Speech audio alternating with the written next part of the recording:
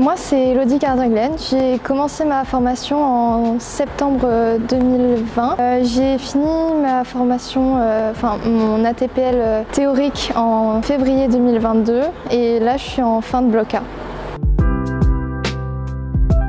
Généralement, moi, je prépare mes vols la veille. Le matin, faut parfois se lever assez tôt pour pouvoir finir de préparer le vol. J'essaie d'arriver une heure et demie avant pour pouvoir préparer l'avion et les papiers qui vont avec. Et juste avant de partir, 30 minutes avant, on fait un briefing avec les instructeurs pour voir les conditions du jour, comment va l'avion. En gros, préparer tout ce qui va avec le vol. Puis après la fin du vol, on a 30 minutes de débriefing où on finit de parler du vol, de ce qui s'est bien passé, ce qui s'est mal passé et de remplir tous les papiers concernant le vol. On a un instructeur pour tout le bloc A et en fait normalement chaque bloc on essaie de changer. Pour tous les vols qui sont considérés comme vol contrôle, on aura un instructeur différent. En formation, on a un binôme. Moi je suis en binôme avec Victor Lamballe et ça se passe très bien. C'est des gens qui sont super sympathiques. Franchement c'est très sympa parce qu'on fait des retours de vol et puis on peut parler de ce qui s'est passé, en débriefer, etc. Moi j'étais très stressée, mais au final c'est très bien passé parce que mon instructeur m'a mis très à l'aise. D'ailleurs il est là. Rappelle bien de ton premier vol, Elodie.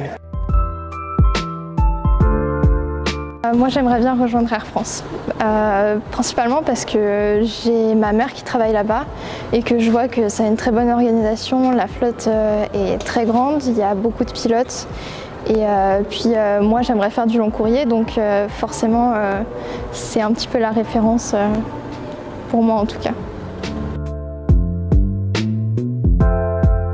Je dirais qu'il faut se lancer, il ne faut pas avoir peur, faut croire en soi. Il y a forcément des moments où on ne réussit pas tout, mais il faut vraiment continuer. Je dirais que c'est mon premier solo. C'est là où je me suis rendu compte que j'étais capable de tout faire toute seule.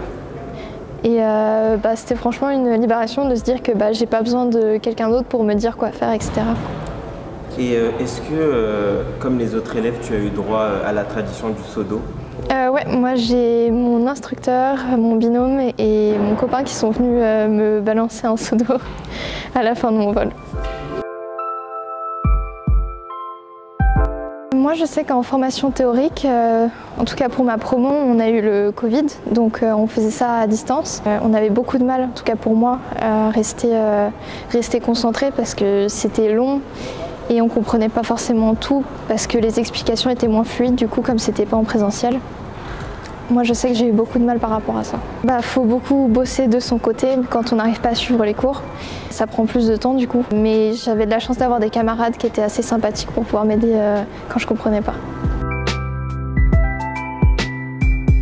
Je dirais que c'est pas un challenge parce qu'on est bien entouré et puis je pense que c'est pas parce qu'on est une femme qu'on est moins capable. Et puis oui, toutes les personnes qui sont autour de nous poussent. Pour ma part, il n'y a personne qui m'a dit que j'étais pas capable parce que j'étais une femme.